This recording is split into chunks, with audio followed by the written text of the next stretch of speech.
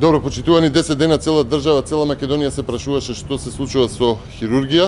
Министерот на СДС и на ДУИ Илир Демири денеска конечно излезе од скривалиштето за да каже дека едноставно не знае што е проблемот, кој што го сведе само на лоша миризба.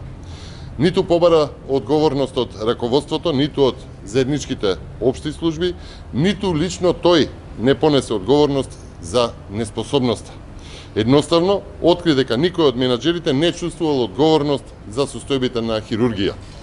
10 дена воздухот не бил компрометиран, само имал лоша миризба, 10 дена нема операции, салите се затворени, а министерот излегува во јавност без трошка срам затоа што нема одговор.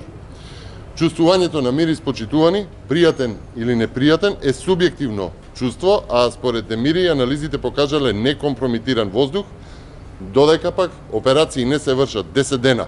А по 10 дена нема одговор и не чувствувал вина ниту тој, ниту неговите директори, затоа што, како вели, кусо време бил министер. Ова, почитувани, е израз на самоволие, за кое што мора да има одговорност.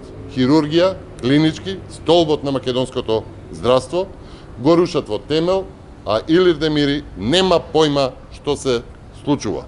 Но затоа Илир Демири е доволно министер на СДС и на ДУИ за да ги брани директорите и на хирургија, и на токсикологија, и да држи политички говори со обвинувања кон ВМРО ДПМН за болницата во Лешок.